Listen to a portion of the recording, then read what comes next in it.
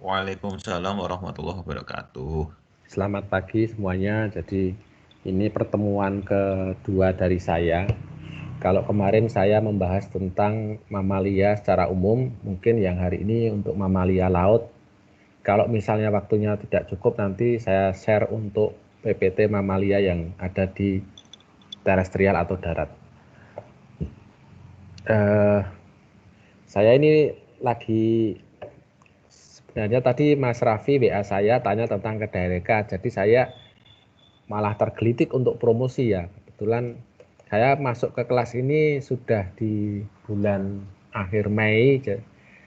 Jadi gini, sebenarnya saya ini punya tahun ini saya mengerjakan, saya itu agak malu sebenarnya.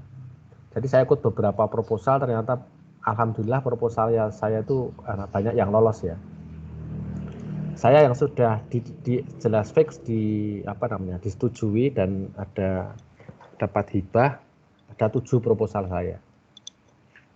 Jadi 5 penelitian, 4 penelitian, 3 pengabdian. Yang pertama adalah namanya RPP, riset pengembangan dan penerapan, itu tentang strategi pengembangan ekowisata di Pantai Karangjahe. Kemudian yang kedua ini estimasi cadangan karbon di ekosistem mangrove Pasar Bangi Rembang. Kemudian yang ketiga kajian zonasi hutan penggaron berbasis sensitivitas dan tekanan ekologis. Yang keempat ini adalah kajian pengembangan potensi ekowisata di KHDTK Penggaron. Ya, jadi mungkin kalau adik-adik nanti mau ambil KP, silahkan nanti bisa gabung dengan saya untuk keempat topik ini ya. Yang sedang menunggu pengumuman satu adalah cerita dulu yang ketiga adalah pengabdian. Benar, nanti pengabdian saya juga melibatkan mahasiswa, tapi Anda tidak bisa memakai untuk penelitian ya. Jadi karena pengabdian itu sifatnya kita mendampingi masyarakat agar masyarakat ini lebih bisa meningkatkan taraf kehidupannya. Yang pertama adalah namanya IDBU ya. DBU ini juga di Karangjahe untuk penerapan strategi aksi untuk pengembangan ekowisata di Karangjahe ini tahun kedua. Dan di situ nanti ada KKN tematik. Saya nggak tahu Anda bisa mengambil KKN atau tidak. Ini ada beberapa mahasiswa yang sudah japri untuk ikut nanti KKN tematik. Tentunya KKN tematik ini melibatkan banyak fakultas. Jadi slot untuk mahasiswa biologi paling saya isi cuma 2-3 mahasiswa karena batasnya cuma 20 mahasiswa dalam satu kegiatan. Jadi nanti diisi teman-teman yang dari FPIK, teknik, ekonomi, dari FISIP dan sebagainya. Yang kedua adalah PKUM. PKUM ini peningkatan komoditas unggulan masyarakat. Saya bekerja sama dengan mitra pengusaha jenang di Kudus, ada 2 mitra kita. Tapi kalau ini tidak bisa mahasiswa sebagai KKN tematik karena memang kegiatannya paling saya nanti memberi bantuan alat dan juga penyuluhan. Kalau nanti Anda pengen ikut terlibat ya istilahnya cuman sekedar tahu apa sih kegiatannya boleh. Yang ketiga pengabdian saya ini yang saya harapkan nanti Anda bisa ikut. Saya sangat mengharapkan ini ada yang mahasiswa yang terlibat ya. Jadi ini keroyokan sebenarnya pengabdiannya di Desa Kaligawe di dekat KHDTK ya. Jadi ada masyarakat sekitar kawasan hutan yang memang mereka mengakses pemanfaatan hutan Penggaron ini. Nanti tentang bagaimana pemanfaatan buah durian, produk-produk apa yang bisa dihasilkan dari buah dari pohon durian, bukan hanya buahnya, nanti sampai ke kayunya, sampai ke kulit batangnya, daunnya dan sebagainya. Itu 7 kegiatan saya di tahun ini dan saya cukup pusing ini ngatur waktunya. Karena saya selama WFH kan di Jakarta ini, jadi saya ada tim anak-anak S2 sistem komputer, anak S2 teknik kimia yang dia saya pasrai untuk garap ini semua. Ya, yang terakhir, yang ke-8 adalah Kedireka. Jadi Kedireka ini platformnya Dikti yang mempertemukan pihak mitra dalam hal ini industri, bisa LSM, bisa apapun dengan perguruan tinggi yang sudah kita lakukan kemarin. Kebetulan kita diverifikasi dan semoga nanti lolos karena ini kegiatannya cukup cukup apa ya istilahnya, cukup besar ya, melibatkan beberapa work package ya. Kalau kemarin Anda ikuti itu ada 5 work package dari pemanfaatan untuk biofuel, kemudian dari saya carbon stock dan perancangan ekowisata, lalu yang ketiga itu smart water management, yang keempat Pak Jafron itu apa ya, integrated farming system, dan yang terakhir tentang Comdev ya, community development untuk wisata. Nah itu kegiatan yang saya lakukan. Baik, saya masuk ke materi kuliah. Untuk kuliah kali ini tentang mamalia laut. Jadi kenapa ini saya sendirikan? Karena memang karakteristik mamalia yang ada di air itu sangat berbeda.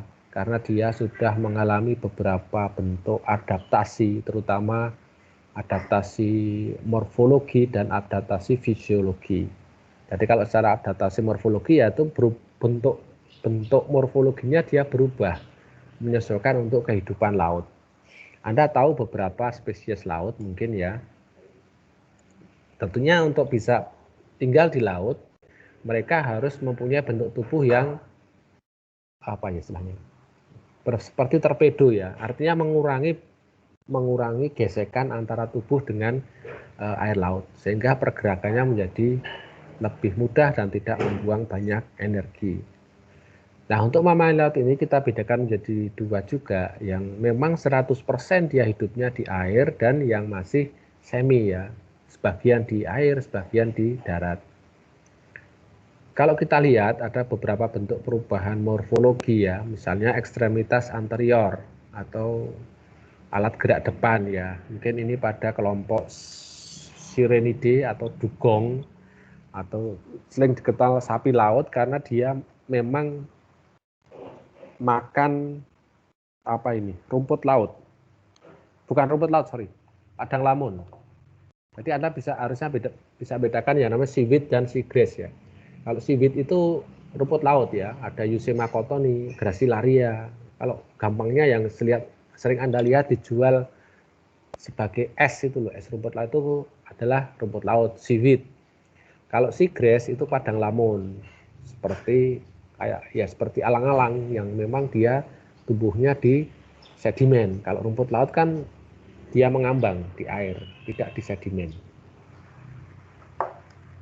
Nah, memang kelompok-kelompok tertentu yang herbivora dia memakan ini seagrass tadi, padang lamun tadi, sehingga dia tinggalnya di kawasan yang zona litoral atau zona tepi dari laut. Kalau dia zona dalam dia nggak dapat itu. Kan tidak ada yang di zona dalam apalagi gelap terdapat tanaman. Ini adalah beberapa contoh ya. Nah, bentuk adaptasi yang lain, mereka memiliki tubuh yang relatif besar karena untuk bisa berkompetisi dengan beberapa spesies yang lain ya. Misalnya dalam memperebutkan makanan ikan misalnya, itu kelompoknya anjing laut itu lebih kecil daripada nanti ada singa laut. Ada walrus yang seperti walrus ini adalah beruang laut. Lalu yang lebih besar lagi gajah laut ya. Kalau Anda pernah melihat gajah laut itu bisa sampai berapa ton? Sekitar 2-3 ton itu beratnya. Nah itu mereka memang teradaptasi dengan bentuk seperti ini karena makanan yang disimpannya dalam bentuk lemak yang cukup tebal. Fungsinya lemak ini adalah untuk melindungi organ dalam dari berbagai benturan dengan substrat di pantai ya. Karena mereka biasanya hidup di pantai yang berbatu sehingga benturan-benturan itu bisa diredam dengan lemak yang tebal. Di samping itu juga sebagian besar dari kelompok ini hidupnya, habitatnya ada di kawasan es, di daerah kutub, sehingga lemak ini sangat berfungsi untuk menahan udara yang dingin, sehingga semacam lapisan pelindung yang dari lemak ini. Jadi misalnya ikan orca ini, dia tubuhnya juga besar karena dia harus berkompetisi dengan hiu putih misalnya. Bahkan hiu putih menjadi mangsa sebagian orca ini. Bentuk yang kedua adaptasinya selain morfologinya adalah tadi saya sebut fisiologi ya. Jadi secara fisiologis dia memang menyesuaikan dalam dalam sistem respirasinya. saya kemarin sudah sedikit menyinggung bahwa mereka mampu menahan nafas yang cukup lama di dalam air. Ini adalah bentuk fisiologis, karena secara fisiologis paru-parunya berbeda, mungkin eritrositnya juga sudah berbeda, dan juga ada efisiensi di dalam penggunaan pemanfaatan oksigen. Terakhir adalah adaptasi perilaku. Jadi perilakunya juga memang berbeda dia. Kebanyakan dari kelompok-kelompok mamalia di sini hidupnya berkelompok. Jadi dia membentuk suatu kelompok, tujuannya agar memudahkan pada saat dia berburu mangsanya. Kalau kita melihat ya, mungkin berbagai tayangan itu ada kelompok ikan paus atau ikan lumba-lumba yang dia mengurung ikan sarden misalnya, mangsanya. Kemudian setelah dia dikurung di pojokan suatu tempat, baru dia makan bareng-bareng. Sama juga untuk orka atau paus pembunuh malah dikenal sebagai serigala laut ya. Karena apa? Karena dia memang berburunya kelompok seperti kelompok serigala di daratan. Intinya jarang mamalia laut yang hidupnya soliter atau menyendiri. Coba bandingkan dengan yang darat ya. Badak bercula satu itu penyendiri. Panda itu penyendiri. Dia mencari pasangan hanya pada saat apa istilahnya? Fase reproduksinya naik sehingga dia harus mencari pasangan untuk kawin. Walaupun beberapa hewan darat juga banyak yang berkelompok ya, tapi ada juga yang memang penyendiri. Kalau di laut semuanya hampir bisa dikatakan penyendiri. Nah, bagaimana ciri-ciri mamalia laut ini?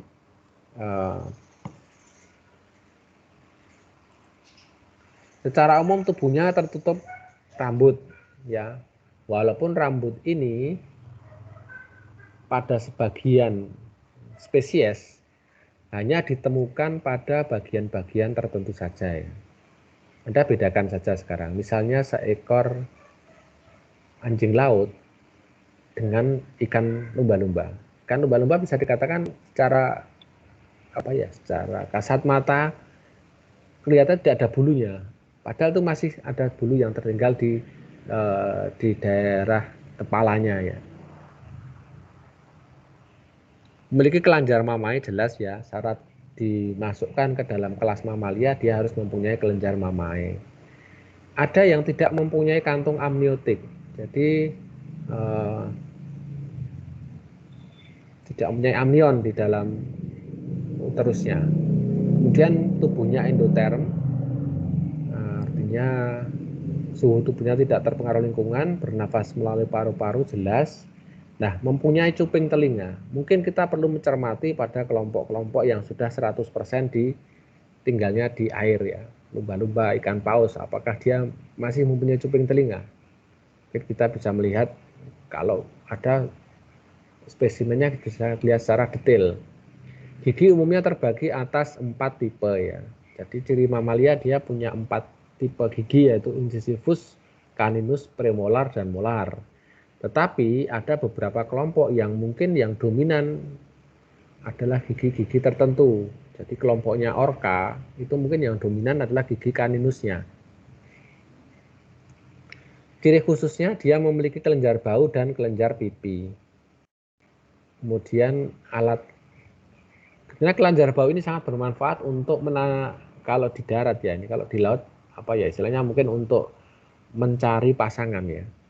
Pada saat terjadi fase reproduksi yang naik, itu maka hewan betina akan mengeluarkan semacam feromon, hormon yang dikeluarkan melalui kelenjar bau. Nah, nanti ini akan yang dilacak oleh hewan jantan untuk bisa mencari hewan betina yang sedang masuk masa reproduksi. Ini pemanfaatannya bagaimana? Ini saya melenceng agak sedikit jauh ya. Jadi pemanfaatan feromon, jadi intinya di biodiversitas ini kan ada pemanfaatan. Dulu terjadi, Anda tahu pipa minyak ya, mungkin pipa minyak yang disalurkan dari tempat pengeboran menuju ke kilang, itu kan menempuh jarak cukup jauh dan mungkin melewati hutan, melewati desa, ladang, kota. Contohnya misalnya dari Cilacap itu dibor, kemudian tapi dia kilangnya untuk ngolahnya itu ternyata di Jogja bagian barat ya. Anda tahu di ini enggak? Di selatan Godian itu ada namanya Desa Rewulu. Desa Rewulu ini tempat lahirnya Pak Harto. Nah, di situ ada pengolahan minyak yang diambil dari Cilacap. Bayangkan Cilacap itu kan jaraknya bisa 200 sekian kilo. Nah, ada suatu indikasi mungkin bocor pipanya ini, kok yang masuk sampai sana kok berkurang debitnya. Nah, kalau harus merunut meter demi meter itu butuh biaya banyak. Karena nanti kan mungkin kelewat daerah yang susah diakses dan sebagainya. Nah, cara untuk mengetahui kebocoran tadi adalah dengan memasukkan feromon ke dalam pipa tadi. Feromon dimasukkan, feromon kupu misalnya. Dimasukkan, nanti kita lihat saja tempat di mana di situ kupu jenis itu sedang berkerumun, itu adalah tempat yang bocor. Karena nanti pipa yang bocor tadi, pipa yang pecah atau bocor tadi mengeluarkan minyak di situ, kemudian feromonnya kan ikut keluar di situ. Nah, itu dikejar atau dicari oleh hewan jantannya, sehingga itu akan menggerombol kupu yang dalam jumlah banyak. Nah, itu contoh pemanfaatan kelenjar bau itu seperti itu.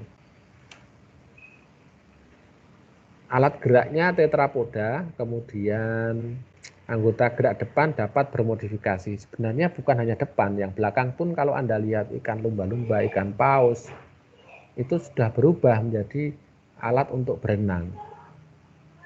Pada jari-jari terdapat kuku, cakar, atau teracak. Tapi untuk yang sudah 100% di laut, ini sudah mereduksi atau hilang. Kecuali kalau yang masih semi ya, anjing laut, singa laut itu masih ada kuku, cakar, ataupun teracak. Kulit terdapat kelenjar minyak, ya ini jelas ya. Kalau tidak ada kelenjar minyak, maka dimungkinkan bulu atau rambut saat masuk ke air akan basah. Nah, basah ini kan tentunya memberikan dampak terhadap kemampuan atau daya gesek saat dia berenang. Makanya dia harus ada kelenjar minyak yang memastikan agar meminimalkan, kalau Anda dulu pernah belajar fisika, ada namanya μk ya. μk itu kan koefisien gesek, koefisien gerak gesek itu menjadi kecil. Makanya ini mempunyai kelenjar minyak. Nah, ternyata hewan-hewan yang mempunyai kelenjar minyak atau lemak yang tebal ini dalam tanda petik ya, kurang disukai oleh predator. Saya bilang dalam tanda petik loh. Terutama predator-predator yang ada di terestrial ya. Saya nggak tahu kenapa. Apa mungkin cita rasa yang dipunyai oleh hewan yang ada di darat itu beda dengan yang di laut ya. Contohnya gini ya. Anda kalau lihat singa itu dia mempunyai istilahnya preferensi mangsa itu yang paling disukai apa? Kan dia semacam antelope atau gazelle atau rusa. Itu memang dia paling suka. Bahkan semua hewan, hyena, macan tutul itu semua suka gazelle, antelope atau istilahnya springbok atau macam-macam yang kelompoknya itu. Karena dia memang dagingnya rasanya lebih enak, lemaknya sedikit. Tapi jarang dijumpai hewan ini makan kudanil. Karena apa? Kudanil itu tubuhnya ada lapisan lemak yang baunya tengik. Jadi lapisan lemak kudanil itu kan tubuhnya kan ya kelihatan toh kalau istilahnya penuh dengan lemak. Nah, itu ternyata lapisan lemaknya itu tengik sehingga dia kurang disukai. Ini saya bilang secara umum, dalam tanda petik ya, artinya tidak semua seperti itu. Maka jarang sekali. Singa itu paling mangsa itu. Kemudian preferensi kedua setelah kelompoknya tadi adalah mungkin zebra, kemudian wildebeest. Nah, kecuali pada saat tertentu dia tidak bisa cari mangsa, kemudian dia melihat ada kudanil yang sakit, yang tua, atau yang sudah mati ya akan dimakan juga akhirnya seperti itu. Itu adalah terutama yang hewan-hewan terestrial akan berperilaku seperti itu. Jadi hewan itu jangan dikira tiap hari makan ya. Singa itu mungkin bisa makan tuh seminggu sekali atau mungkin bahkan sebulan 2 kali saja dia mencari makan. Dan kalau sudah kenyang ya memang ditinggalkan begitu saja, nanti akan dihabiskan oleh hewan yang lain. Seekor buaya itu bisa sampai 2 bulan sekali baru makan. Bahkan pernah dilaporkan buaya itu bisa tidak makan selama 2 tahun. Jadi kalau ada musim kering di Afrika, di Sungai Nil, itu mereka bisa 2 tahun tidak makan. kelompok reptil, ular itu bisa, ular itu secara umum makan ya sebulan sekali. Ya, tapi memang metabolismenya lambat sehingga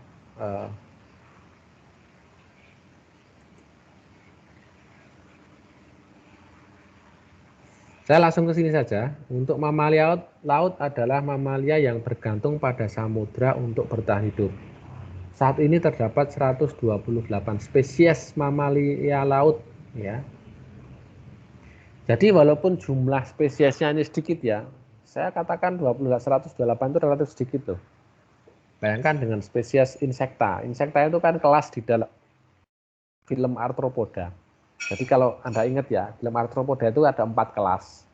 Ada namanya Myriapoda, ini adalah kelompok yang kakinya banyak. Ada kelabang, luwing, kaki 1000 itu Myriapoda. Lalu Decapoda. Decapoda, Deca itu berapa? 10. Atau krustase lah, bukan? Krustase. Jadi pertama Myriapoda, yang kedua krustase. Krustase ini kan kakinya 5 pasang. Jadi Decapoda, Deca itu 10 poda kaki. Ada 10 kaki atau 5 pasang. Ini anggotanya kan kepiting, udang. Yang ketiga adalah Arachnida. Arachnida ini kakinya 4 pasang atau 8 kakinya. Ada kalajengking, ada laba-laba. Terakhir adalah insekta. Insekta kakinya 3 pasang atau 6. Banyak ini anggotanya. Anggota insekta itu ada sekitar 700.000 spesies dari kelas insekta ini. Bandingkan dengan 128, kan sedikit. Tetapi biomasanya mereka besar. Jadi secara jumlah individu per spesies itu tinggi sekali. Kalau kita melihat mungkin ada kelompok singa laut yang ada di pinggir pantai itu bisa mencapai ribuan jumlahnya. Atau gajah lautnya bisa mencapai ribuan. Sehingga makanya kalau kita berbicara biomasa kan jumlah berat basah dari suatu hewan ya. Satu spesies itu mereka biomasanya tinggi sekali. Nah, ini mungkin ada suatu potensi yang belum kita temukan sampai ke sini. Mungkin potensi lemaknya bisa kita ambil ya. Tapi yang jelas untuk hewan-hewan tersebut sampai saat ini belum ada yang membudidayakan atau menangkarkan. Kelompok utama di dalam mamalia laut adalah ada 2. Yang pertama adalah mamalia yang harus kembali ke darat, artinya ke pantai atau ke dataran es untuk bereproduksi, beristirahat, dan juga untuk membesarkan anak.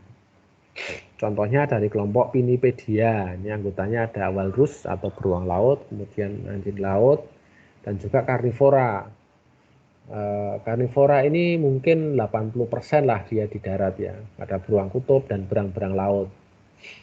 Jadi berang kutub ini juga dia bisa berenang sebenarnya di laut dan bisa mungkin sampai ratusan kilometer dia pun sanggup berenang di laut. Yang kedua adalah mamalia yang seluruh hidupnya ada di laut. Contohnya kelompok Sirenia atau duyung dan juga Cetacea. Cetacea ini ada pesut. Kalau pesut itu di air tawar, di Mahakam itu banyak sekali pesut, lumba-lumba dan paus. Bahkan di Sungai Amazon ini juga ada lumba-lumba yang hidup di air tawar di Sungai Amazon. Kalau paus kan dia hidup di samudra memang. Dan juga paus ini spesifik karena dia melakukan migrasi ya. Jadi kelompok paus kebanyakan dia menjelajahi samudra ya, dari ujung utara bumi sampai ujung selatan bumi, dan pada periode tertentu mungkin bisa dijumpai di kepulauan di negara kita. Yang jelas mereka menyesuaikan dengan arus, di mana arus ini banyak terdapat sumber makanan. Jadi secara umum untuk ordo ini disebut saja dengan tetrapoda bahari ya, itu ada 4 ordo dari kelas mamalia, yaitu yang pertama Sirenia. Sirenia meliputi ikan duyung, kemudian menate itu sejenis burduyung tapi bukan duyung, kemudian ada sapi laut, sikau. Dulu kalau Anda kecil ada istilah putri duyung, itu berarti Ya dimaksud ikan duyung ini ya. Bukan seorang putri yang cantik, itu bukan cantik, tapi malah kayak apa bentuknya. Ada 4 spesies kelompok ini. Yang kedua yang karnivora ini ada berang-berang laut dan beruang laut, ada 2 spesies. Kemudian ordo Pinnipedia ini meliputi anjing laut, walrus, singa laut, gajah laut. Ada 30 spesies. Terakhir adalah ordo Cetacea, ini ada paus, lumba-lumba, dan pesut. Jadi kalau kita lihat di sini, kelompok terbesar memang ada pada anggota Cetacea. Mungkin kita kenal hanya beberapa ya, mungkin kita kenal ada paus biru, paus sperma, paus bongkok, beluga, lumba-lumba itu hidung botol, pesut, berapa itu? Enggak ada 10. Ini adalah ordo Sirenia yang pertama tadi, terbagi dalam 2 famili yaitu Dugongidae dan Trichesidae. Jadi dugong dan manate. Manate ini saya nggak tahu, kayaknya di negara Indonesia jarang dijumpai. Tapi kalau dugong banyak terdapat di kepulauan apa nih? Di Maluku. Maluku itu banyak sekali dugong ya. Saya pernah punya bimbingan S2 lingkungan itu mengambil riset tentang ini apa namanya? Dia meneliti tentang kawasan yang sering menjadi tempat terdamparnya dugong ya. Dugong ini sering terjebak. Saya nggak tahu, mungkin dia cari makan saat pasang, kemudian saat surut dia tidak sempat keluar dari cekungan air tadi sehingga terjebak di situ, dan ini menyebabkan dia terdampar di situ akhirnya mati. Nah itu ada beberapa kawasan yang dipetakan oleh mahasiswa tadi dengan GIS. Ini daerah-daerah yang rawan terjadinya kematian dugong karena terdampar. Nah, manate itu mungkin terdapat di Amerika Selatan yang banyak. Kalau kita melihat perbedaannya apa sih? Coba Anda perhatikan pada sirip, bukan sirip ya. Saya sebut sirip saja ya. Ini kan sebenarnya kaki belakang yang sudah bermodifikasi menjadi sirip belakang. Pada dugong siripnya berbentuk seperti ini. Sedangkan pada manate ini seperti apa ya? Seperti dayung lah.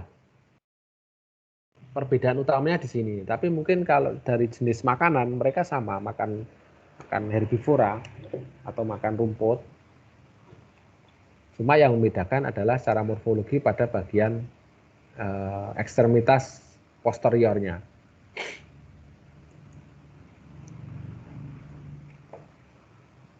Keterangannya adalah dari ordo Sirenia ini semuanya kelompok herbivore dan hanya memakan tumbuhan tingkat tinggi. Artinya kalau saya berbicara tumbuhan tingkat tinggi adalah tumbuhan spermatofita ya. Tumbuhan itu kan ada bryophyta, pteridophyta, kemudian spermatofita itu ada 2 ya, gymnosperme dan angiosperme kalau di darat. Nah ini yang tumbuhan tingkat tinggi dan alga.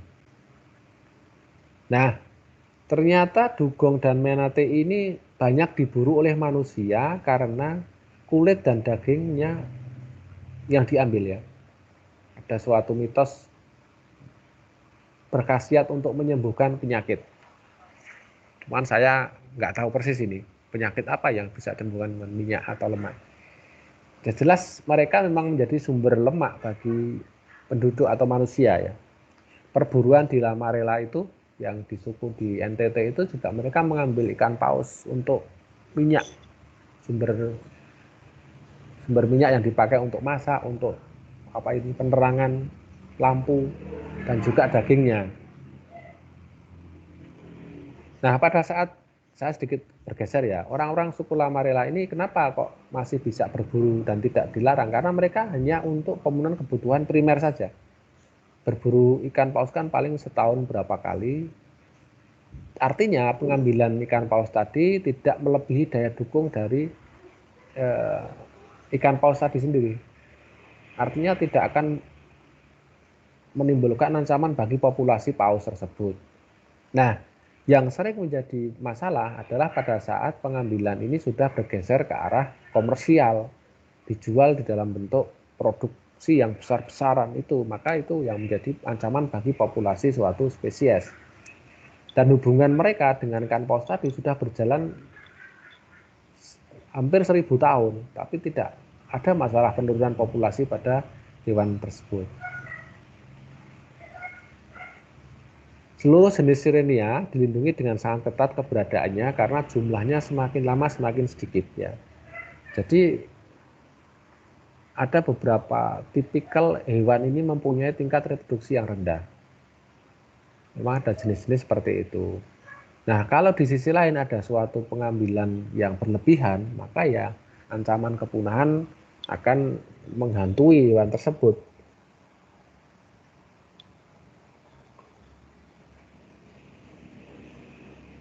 Contohnya gini, ada satu bayi tiap tahun atau lebih yang jika kondisi lingkungan mendukung proses peliharaan, maka bayi tersebut akan lahir. Tapi kalau jika tidak ada kondisi lingkungan yang mendukung terhadap kelahiran bayi tersebut, maka akan ditunda kelahirannya sehingga pada musim yang akan datang.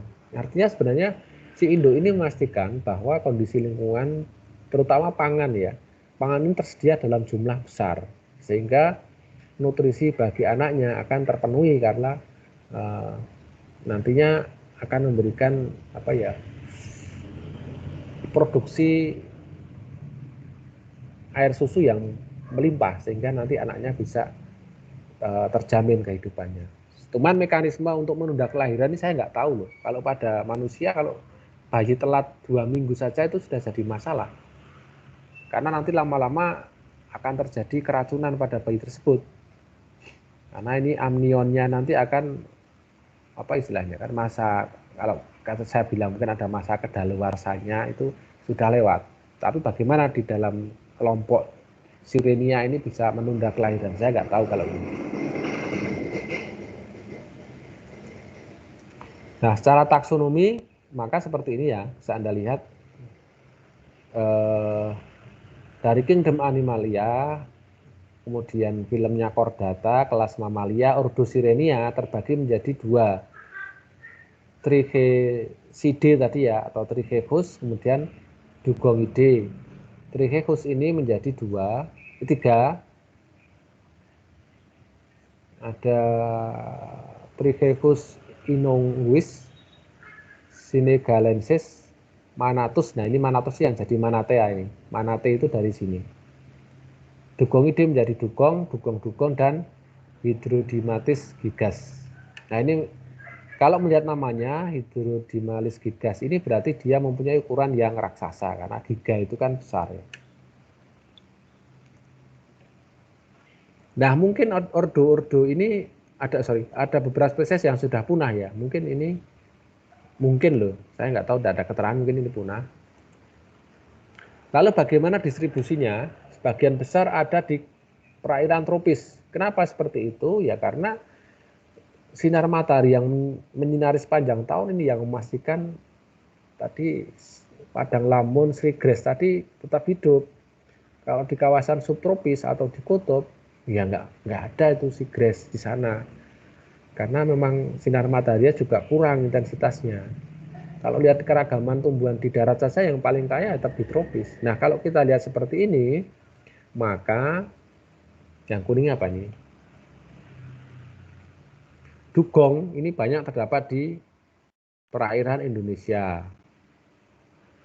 Kemudian West African manatee, dari manatee yang hidup di bagian barat Afrika ini juga banyak. Ini kan khatulistiwa juga. Antillean manatee ini di daerah Amerika Selatan, saya sebutkan tadi ya, mulai dari Amerika Tengah, dari Panama, Costa Rica, sampai Suriname, sampai ini Brazil. Belum Brazil ya ini. Ini Brazil ya, benar. Ini kan sungai Amazon yang putih-putih ini. Kemudian ada juga Amazon manatee, ini di sungai Amazon. Ternyata ada yang hidup di air tawar di sungai Amazon di sini. Nah, kalau melihat seperti ini berarti kan distribusinya banyak ada di daerah tropis ya. Cuman di sini kok tidak dijumpai di sisi barat benua Amerika Latin dan Amerika nih. Mungkin karena berhadapan langsung dengan samudra yang cukup besar ya, atau bagaimana saya nggak tahu. Atau di sini tidak terdapat makanan di sini. Tidak ada dijumpai di kutub, di subtropis pun nggak ada ini. Ini paling jauh di Filipina dan juga mungkin mendekati, ini kan Jepang, Korea di sini. Ini belum sampai sana.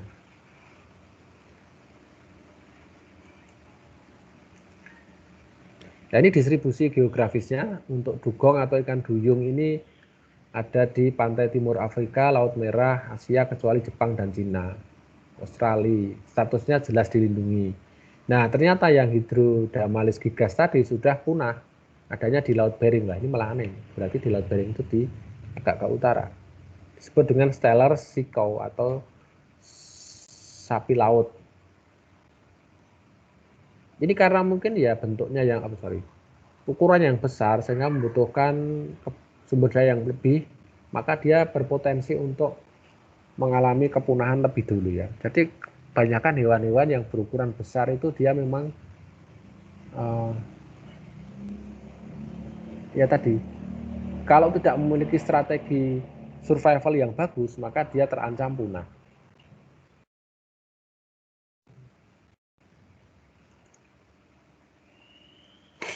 Ukuran tubuh. Jadi habitatnya terlalu pada perairan yang dangkal atau truly marine, ya karena memang tadi dia cari makan di situ. Kalau lautnya dalam, nggak ada tanaman dia di sana, nggak bisa fotosintesis tanamannya. Makanya dia di daerah pesisir. Karena dia di daerah pesisir yang dangkal, maka dia relatif mudah untuk ditangkap, jadi mempunyai kerentanan yang tinggi. Kemudian ukuran dan bobot tubuh untuk dugong ini bisa mencapai panjang 3,5 meter. Anda bayangkan sendirilah 3,5 meter itu berapa. Dengan bobotnya 400 kilo. Sedangkan untuk yang tadi, gigas Hydrodamalis gigas tadi atau Steller Seacow tadi, panjangnya lebih dari 8 meter. Wah, gede banget ini. Bayangkan, mungkin nanti kalau ada gambarnya bisa dilihat.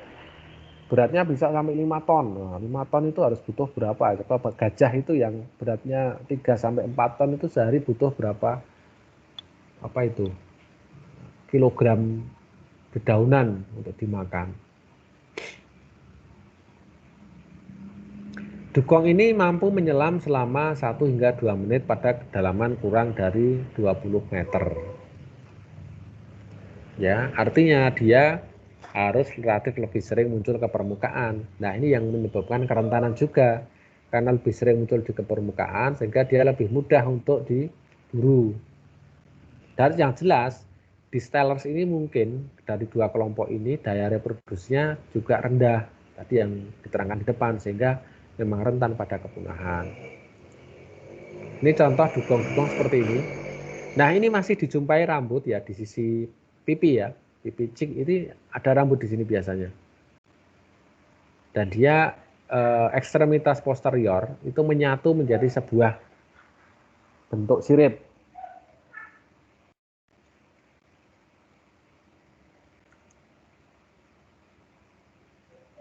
Jadi ada sebuah catatan untuk sapi laut tadi atau Steller tadi adalah satu-satunya Sirenia yang hidup di daerah dingin. Nah, tadi saya menyatakan kalau kebanyakan di daerah tropis karena ada rumput. Nah, saya nggak tahu dulunya mungkin apa yang dia makan. Apakah memang di Siberia ini ada sejenis alge mungkin ya. Tapi kalau saya yakin kalau seagrass nggak ada. Saya kira dia makannya alge. Nggak bener kan? Makanya terbatas pada alge saja kan. Jadi alge masih bisa tinggal hidup di kawasan yang dingin. Memiliki ukuran yang sangat besar ya. Jadi tadi disebutkan lebih dari 8 meter itu. Jadi sebesar atau sepanjang bus itu. Bus itu 11 meter. Hampir segede bus besar itu. Beratnya lebih dari tadi sampaikan 5 ton. Nah, tahun 1700 itu masih ditemukan. Tapi 30 tahun kemudian sudah punah karena banyak dibantai oleh manusia. Nggak tahu ini kok bisa sampai membantai hewan itu.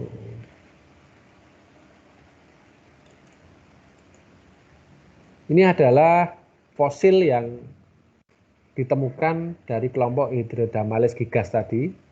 Setelah direkonstruksi, kemudian dibuat semacam apa istilahnya ya? Apa tahu istilahnya nempeli daging sama kulit untuk hewan itu? Bukan tetradermi ya, apa ya? Sehingga menjadi seperti ini kira-kira bentuknya.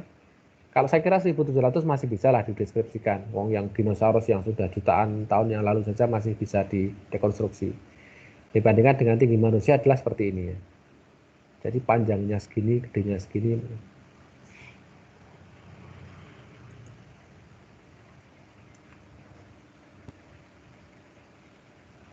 Untuk kelompok Tricheidae atau Trichechus tadi hanya memiliki satu genus tunggal, yaitu Tricherus Tricheidae tadi, terdiri dari 4 spesies yang seluruhnya dilindungi.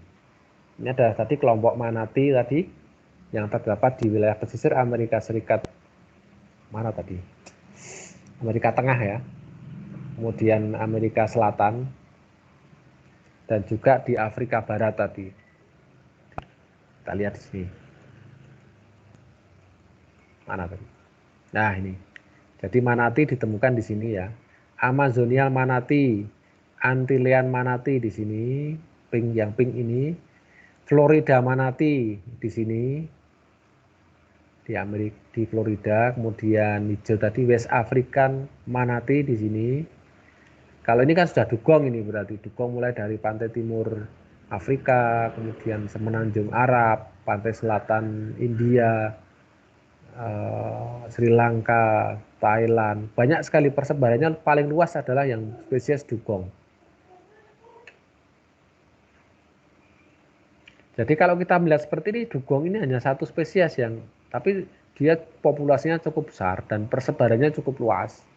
Dibandingkan dengan beberapa manatee yang spesiesnya banyak, tapi persebarannya terbatas pada wilayah-wilayah tertentu saja.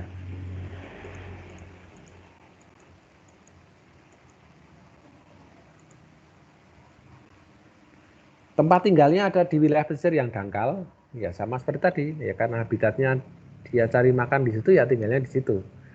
Kemudian bagian hilir sungai, jadi di kawasan yang payau, ukuran tubuhnya bisa lebih dari 4 meter dengan bobot 1000 kg. Ini juga cukup besar sebenarnya manatee ini. Kemampuan berenangnya bisa menyelam sampai kedalaman 25 meter dan waktu 15 menit.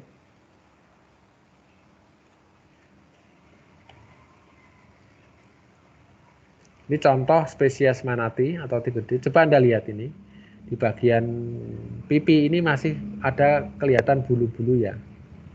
Kemudian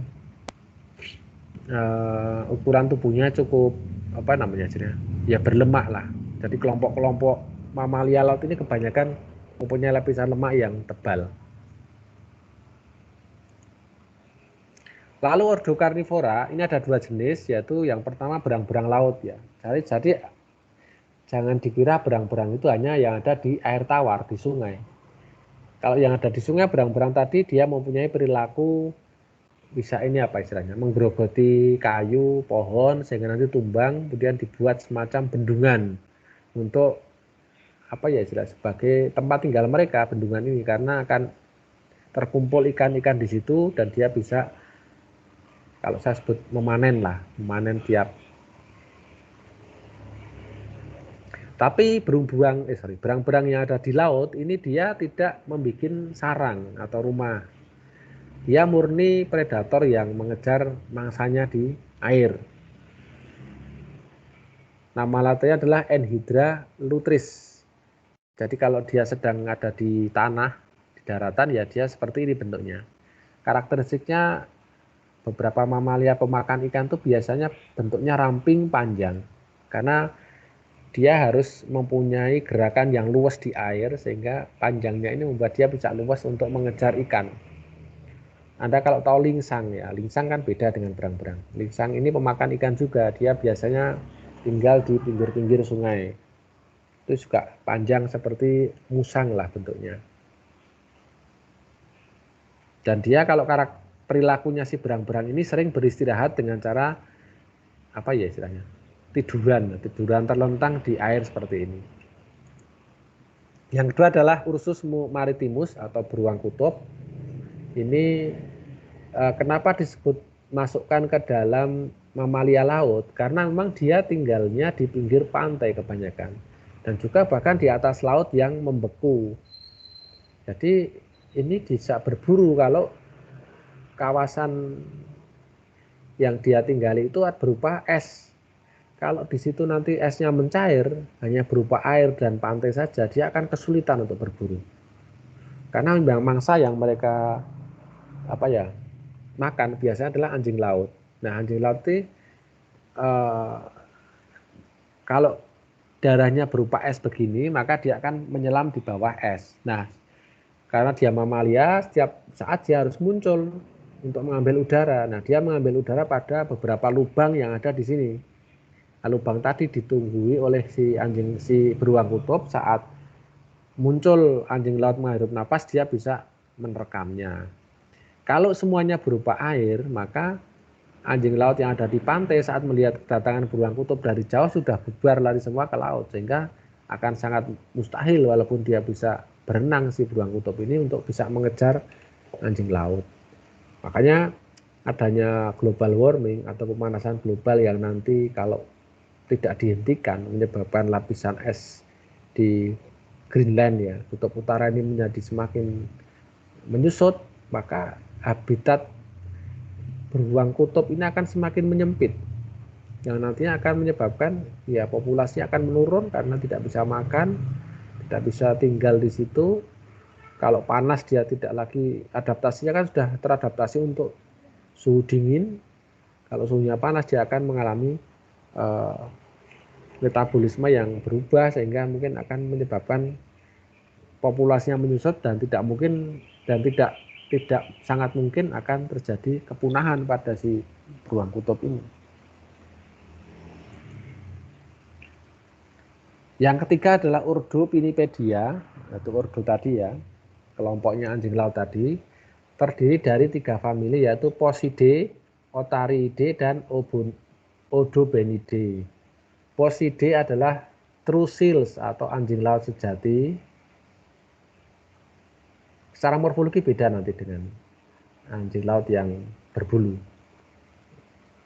Yang kedua adalah Otariidae, ini adalah fur seals atau sea lions, berupa anjing laut berbulu dan singa laut. Jadi kalau anjing laut sejati ini hampir bisa lebih banyak waktunya ada di laut ya.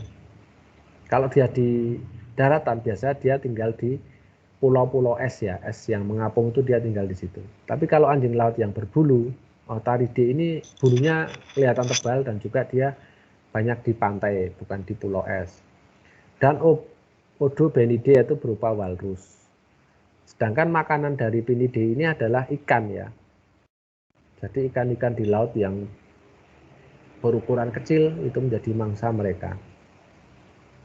Ada juga spesies yang filter feeder, yaitu menyaring air kemudian diambil krill ya. Krill itu udang-udang kecil untuk dia makan. Ada juga yang memangsa penguin atau anjing laut muda lainnya. Yang kelompok ini adalah kelompok leopard seal. Karena bulunya putih, totol-totolnya hitam kayak leopard, kayak macan tutul. Jadi makannya adalah penguin dan anjing laut muda. Ancaman utama Pinnipedia adalah manusia yang memburu untuk pendapatan daging, lemak, bulu dari Pinnipedia muda. Ada beberapa artis dulu yang memakai shawl ya. Shawl ini terbuat dari kulit atau bulu dari anjing laut. Tapi kemudian seiring orang semakin peduli pada konservasi, maka artis atau orang yang menggunakan aksesoris dari bahan-bahan tersebut mulai dikritisi dan juga akhirnya berkurang. Predator alami juga memberikan ancaman bagi Pinnipedia dari kelompok yaitu orca orsilus atau Orcinus orca, atau ikan hiu itu juga berburu anjing laut, atau beruang kutub dan serigala kutub. Tapi sebenarnya kalau predator alami itu tidak terlalu bersignifikan terhadap berkurangnya populasi ya, karena justru adanya predator alami ini malah mengontrol populasi di alam. Karena yang namanya tadi, hewan itu kalau makan ya kalau sudah kenyang cukup, nanti laparnya mungkin bisa seminggu lagi baru lapar, baru cari mangsa lagi. Tapi kalau manusia, dia tidak hanya untuk kebutuhan makan, untuk diperjualbelikan, yang nantinya kalau diperjualbelikan kan tidak hanya satu kelompok orang di situ yang makan, tapi apa namanya istilahnya, populasi manusia hampir di beberapa bagian negara itu akan memakan daging-daging seperti ini atau menggunakan produk-produk turunannya. Nah, itu yang menjadi ancaman seperti ini. Anjing laut ini mempunyai kebiasaan untuk hidup dalam satu kelompok besar, dan juga pada saat dia bereproduksi itu dia harus melakukan migrasi dari iklim yang ekstrim ya. Jadi yang terlalu dingin, tentunya anaknya nanti akan mengalami apa ya istilahnya, ya belum kuat lah dengan iklim yang ekstrim, maka dia biasanya bermigrasi ke daerah yang lebih hangat. Nah, di kelompok anjing laut ini juga dikenal yang namanya jantan alfa, artinya hanya individu jantan yang terkuat yang berhak mengawini semua betina di kelompok tersebut. Makanya sering terjadi pertarungan antar pejantan untuk menentukan siapa yang mempunyai hak sebagai istilahnya pejantan dominan di situ. Saya pernah melihat ada gajah laut itu, kalau mereka kan berkelahinya kan apa istilahnya, sambil meninggikan bagian depan tubuhnya, kemudian saling dibentur-benturkan itu. Tapi itu kalau bentur kita ya, bentur mobil saja bisa peok. Ada suatu saat ada sebuah mobil berada di samping gajah laut yang sedang bertarung, karena bobotnya bisa sampai 3 ton, nibani mobil ya mobilnya remuk, akhirnya peok juga. Ini adalah beberapa contoh Pinnipedia ya, cukup banyak sekali. Yang saya sebut sebagai tadi leopard, sea lion tadi adalah yang ini. Ini. Ini kan mempunyai pola totol-totol putih pada totol-totol hitam pada putih ya. Ini dia memakan penguin dan juga anjing laut yang lain. Ini adalah kelompok gajah laut seperti ini. Jadi bayangkan ini perbandingan antara hewan jantan dan betina. Jadi hewan jantannya ini bisa sampai 3 atau 4 kali lipat lebih besar dari betina. Ini sea lion, walrus. Ini sea lion, singa lautnya seperti ini. Kalau ini anjing laut. Nah, kelompok yang seperti ini, coba perhatikan sirip. Kalau saya nyebut sirip, maksud saya kaki belakang ya. Ini adalah yang disebut dengan true sea lion. Artinya dia lebih banyak menghabiskan waktunya di laut dengan bentuk sirip atau kaki belakang seperti ini. Kalau anjing laut yang bukan true sea lion, dia masih seperti kaki. Artinya ada terbagi menjadi 2 seperti ini loh. Ini kan ada 2 sini. Ini ada 2 sini. Bisa untuk berjalan. Tapi kalau sudah yang true tadi seperti ini, dia tidak bisa dipakai untuk jalan kaki belakangnya. Karena dia lebih dominan kaki depan untuk berenang. Dan bentuknya lebih lebih gilik yang true sea lion ini. Jadi kelompok-kelompok ini yang lebih banyak tinggal di air. Lalu famili Posidae ini tidak mempunyai cuping telinga, memiliki tungkai belakang atau hind flippers berbulu pendek berguna untuk mendayung. Ya. Tungkai belakang tadi berubah untuk alat sebagai pendayung. Tungkai depan yang bercakar untuk mengatur arah atau navigasi. Memiliki lemak yang tebal untuk menjaga suhu tubuh. Ya, karena kebanyakan kalau kelompok anjing laut ini tinggal di daerah dingin. Justru malah dikutuk karena dia makannya kan bukan tumbuhan, dia makannya ikan-ikan kecil yang ada di situ. Makanya di daerah tropis di Indonesia tidak ada ditemukan habitat anjing laut. Mungkin di kutub utara atau kutub selatan baru ada ditemukan. Populasinya ini Posidae ini terdiri dari 19 spesies, namun sudah ada yang punah yaitu Caribbean atau West Indian mangsil Monachus tropicalis, ini sudah punah.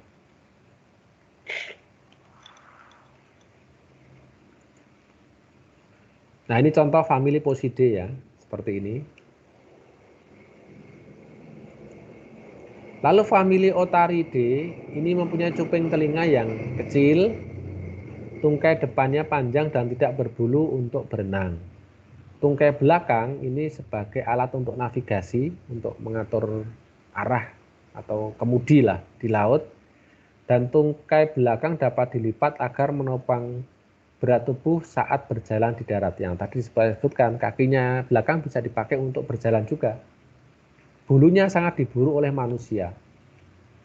Terdiri dari 7 genus dan 14 spesies. Nah, spesiesnya juga banyak yang kelompok Otaridae. Saya nggak tahu kenapa orang itu kok selalu mungkin mencari barang yang eksotis ya yang untuk diburu ini. Nah, contohnya seperti ini, kalau ini Otaridae, kalau tadi kan Posidae tadi yang mungkin lebih banyak tinggal di laut. Kalau ini kan antara darat dan laut masih imbang. Coba bedakan ya, ini kan kaki belakangnya seperti ini ya, ini kan bisa untuk berjalan. Bedakan dengan yang ini. Nah, ini. Nah, ini kan sudah murni untuk aktivitas di laut kalau seperti ini. Lalu famili Odobenidae ini adalah kelompoknya walrus, tidak mempunyai pinne, tungkai belakang dapat dilipat, tapi tidak kuat untuk menopang berat tubuh untuk jalan di darat. Karakteristik yang unik adalah dia mempunyai semacam gading di gading ini panjang kalau untuk hewan jantan biasanya. Hanya ada satu jenis walrus dan hidup di Atlantik. Nah, seperti ini bentuknya. Ukurannya cukup besar ya.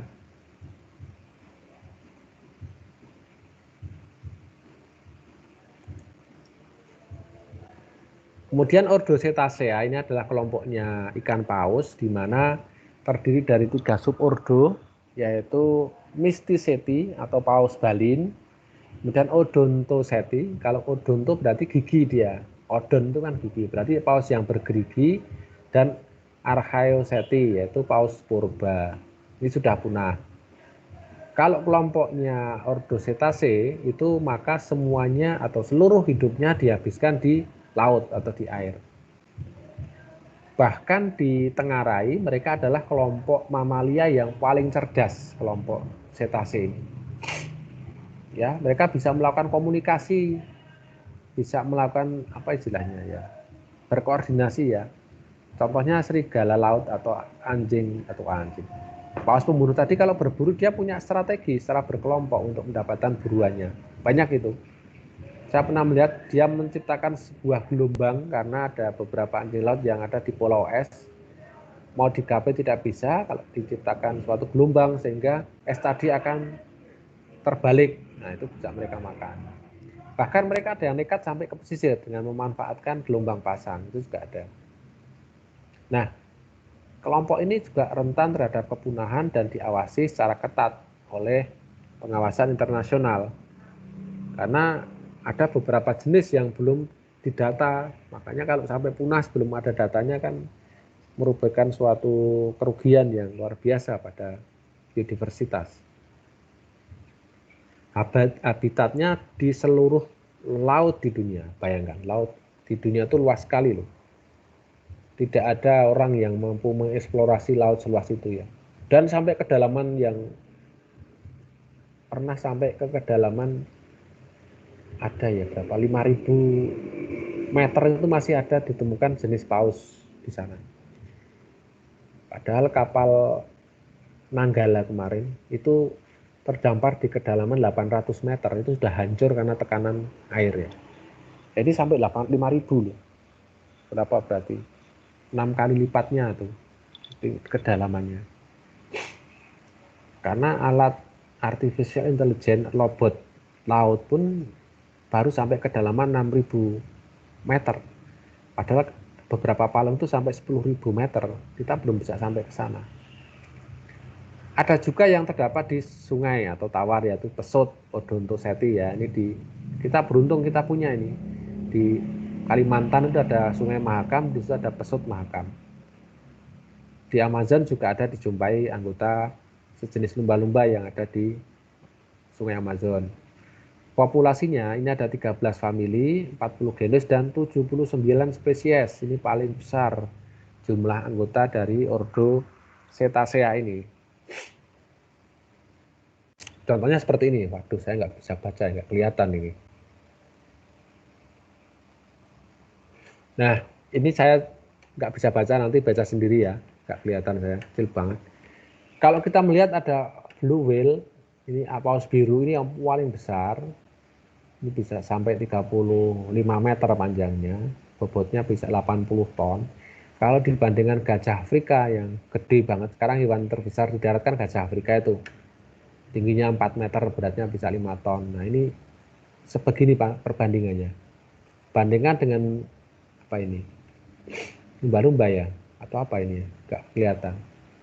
Ini yang paling kecil lumba-lumba. Ini paus pembunuh atau orca ini cuma segede ini.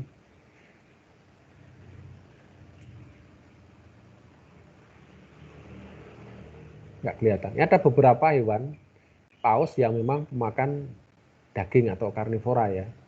Paus balin, paus sperma, mungkin paus lumba-lumba ini, paus pembunuh.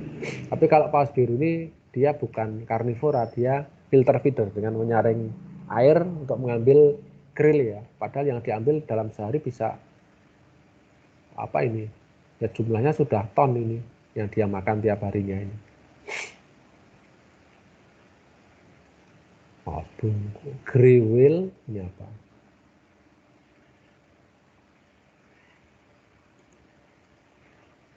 Ordo yang pertama di dalam, Ordo Mysticeti ini adalah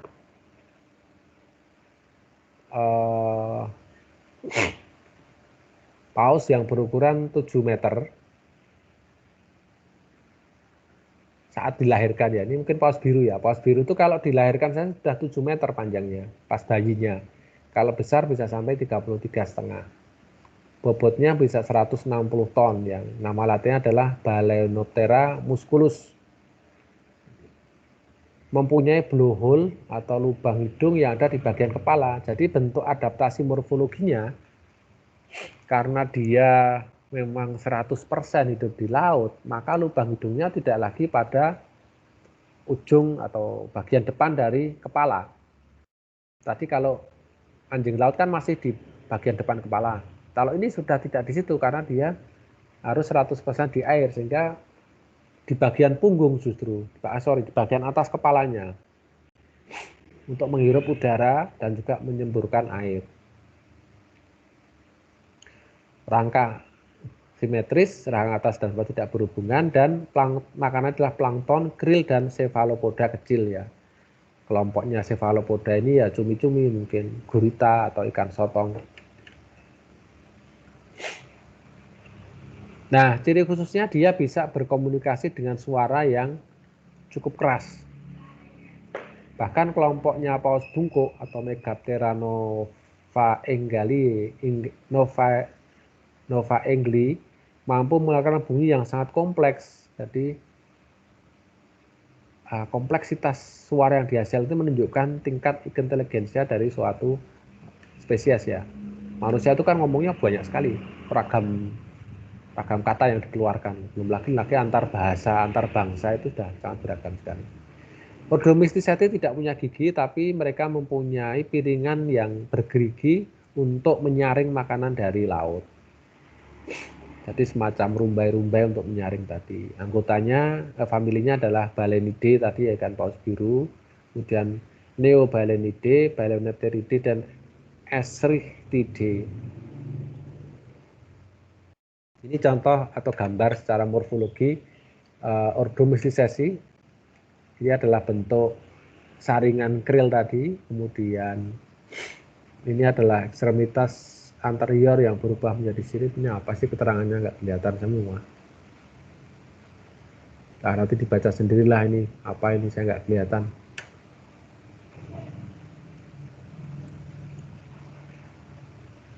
Ini kalau melihat bentuk seperti ini adalah spesies yang lain dari paus ya. Kalau dibandingkan dengan ukuran manusia adalah seperti ini. Nah, kalau melihat tonjolan-tonjolan ini sebenarnya adalah hewan-hewan yang menempel di situ sebagai parasit. Bisa dari kelompok apa itu, teritip atau balanus yang nempel di sini.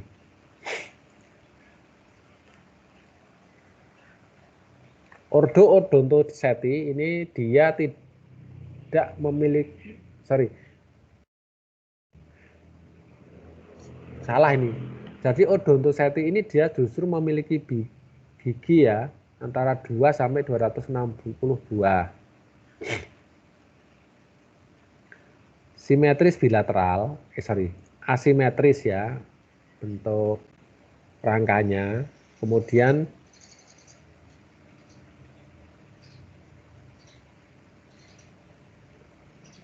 dia mempunyai blowhole tunggal, lalu ada spermaseti yang untuk menyokong organ berlemak berukuran 40% panjang tubuh dan 20% bobot tubuh. Rahang atas dan bawah berhubungan, kemudian populasinya terdiri atas kelompok yang banyak ya. Di sini termasuk lumba-lumba masuk ke dalam kelompok ini. Jadi kalau lumba-lumba itu punya gigi dia, coba Anda lihat tuh kalau giginya kecil-kecil itu. Makanannya bervariasi termasuk invertebrate. Ya ada kelompoknya bivalvia, gastropoda, kemudian cumi itu kan ikan, bahkan cetase lainnya. Jadi bentuk Odontoceti adalah seperti ini ya. Nah ini kelihatan ini.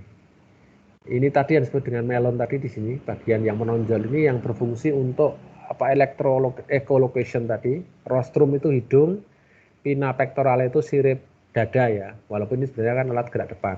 Pinna caudalis ini sirip ekor atau sebenarnya modifikasi dari kaki belakang. Kemudian peduncle caudal, pinna dorsalis, sirip punggung, dan juga ini di sini ada lubang untuk apa tadi? Blowhole tadi. Anggotanya seperti ini, ada paus pembunuh. Coba ini lihat giginya kan, mungkin dominannya adalah di taring ya. Dia mempunyai rostrum, rostrum itu apa? Paruh, semacam paruh. Maka disebut dengan hidung botol biasanya, karena hidungnya ini seperti botol. Kemampuan khusus cetase adalah echolocation, di mana dia mampu mendeteksi objek dan juga jarak dari hewan tersebut ya.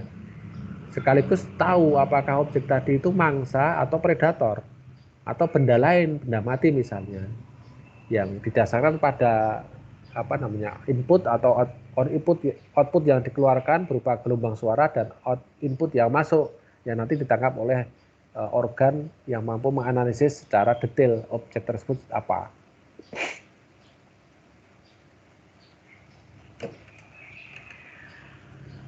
Nah ini adalah contoh bagaimana atau ilustrasi bagaimana dia memancarkan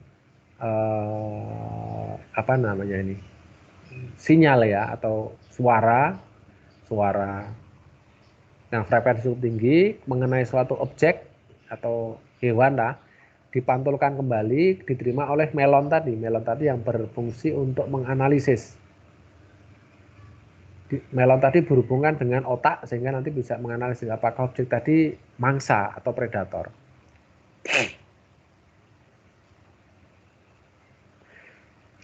Sementara kalau ikan ya mungkin di pertemuan lalu sudah dijelaskan, ikan juga punya alat untuk mendeteksi kondisi lingkungan dengan apa ya, linea lateralis ya atau gurat sisi. Kemampuan khusus cetase adalah kelompok ya, dan juga dia migrasi. Jadi mereka hewan sosial ya memang.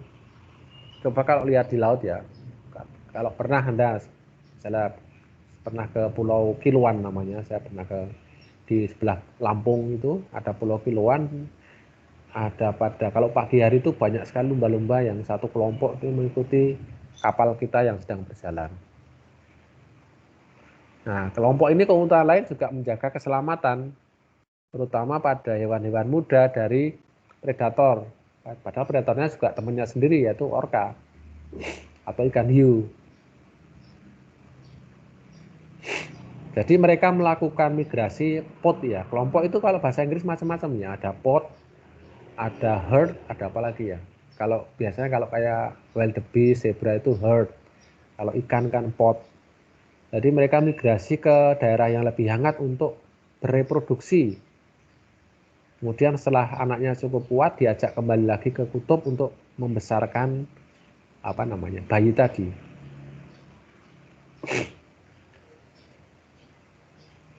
Ini contoh migrasi yang dilakukan atau kelompok pada suatu hewan dan juga migrasi dari beberapa hewan cetase.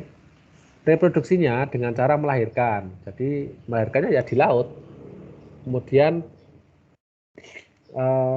setelah melahirkan, kelompok betina saling menjaga bayi tersebut ya agar tidak tenggelam. Jadi di awal fase kelahiran mereka tidak tahu bagaimana, ya tetap harus didorong ke permukaan untuk menghirup udara. Anggota kelompok lain akan menjaga selama sang ibu dari makan. Jadi karena masih fase bayi sehingga dia tidak bisa kalau diajak atau ditinggal begitu saja di dalam terma. Nah, ini termasuk kecerdasan tadi. Kecerdasan yang tinggi tadi memungkinkan untuk saling menjaga antar anggota kelompok yang lain. Nah, anak bayi tadi akan menyusu selama setahun, kemudian akan terus berada pada perlindungan induknya sampai sekitar 20 tahun. Bayangkan, 20 tahun itu masih dengan induknya terus kemana-mana agar ya terlindungi secara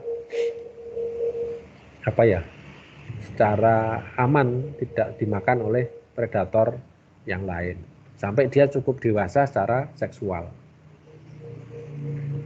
Terakhir kesimpulannya adalah mamalia laut merupakan hewan mamalia yang bergantung pada samudra untuk bertahan hidup, kemudian memiliki kelenjar mamae, berkembang biak secara melahirkan dan bernapas paru-paru, bersifat endoterm. Ordonya ada 4, yaitu Sirenia, Carnivora, Pinnipedia, dan Cetacea. Nah, baik, saya kira cukup untuk kuliah mamalia laut ya. Nanti yang mamalia darat saya kirimkan PPT-nya bersama dengan ini saja. Ada yang kesulitan absen nggak sekarang? Ada, Bapak. Bentar, tak cek dulu. Pariski Hyalin Kurniantoro mana? Ada nggak? Hadir, Pak. Hadir. Indah Larasati? Ada nggak Indah Larasati?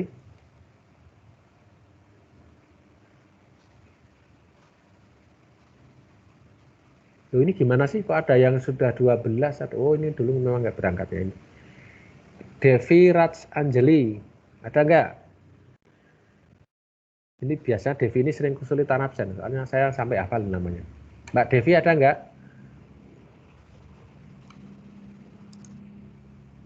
Baik, tidak hadir. Kemudian halaman kedua penuh. Halaman ketiga ada Dinsa Brilian Yolandita. Ada nggak? Dinsa Brilian? Nggak ada. Kemudian Haskil Angkasa Putra.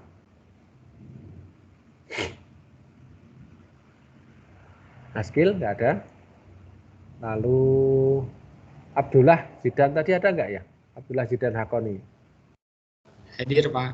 Hadir. Kamu itu rumahnya mana?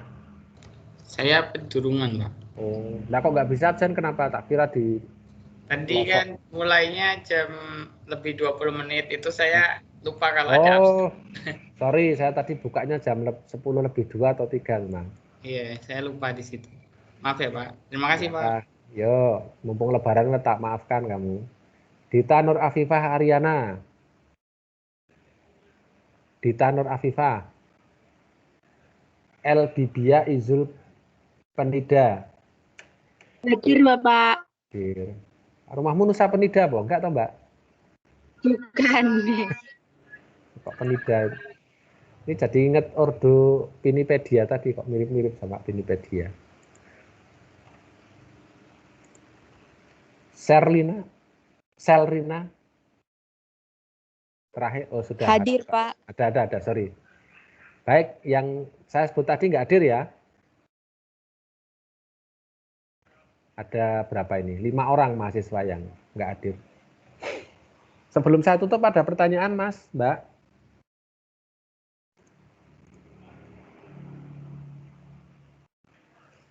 Kalau tidak ada, mau tanya Mas Abdullah. Kok tadi hidup kayaknya? Oh, enggak, Pak. Tadi Enggak. mau jawab. Belum ada pertanyaan saja. Oh ya. Baik, kalau tidak ada saya tutup kuliahnya. Kemudian nanti PPT saya kirim 2 buah, yang satu untuk terestrial, yang satu untuk akuatik. Lalu minggu depan ini presentasi untuk 2 kelompok ya. Hari Jumat minggu depan presentasi 2 kelompok, kemudian Jumat minggu terakhir nanti kita akan melihat bagaimana video yang sudah Anda buat. Nanti silakan diputar untuk masing-masing kelompok yang membuat video. Baik, terima kasih atas waktunya. Saya cukupkan sekian. Selamat berakhir pekan. Assalamualaikum warahmatullahi wabarakatuh. Waalaikumsalam warahmatullahi wabarakatuh. Terima kasih, Pak. Ya, sama-sama Mas, Mbak.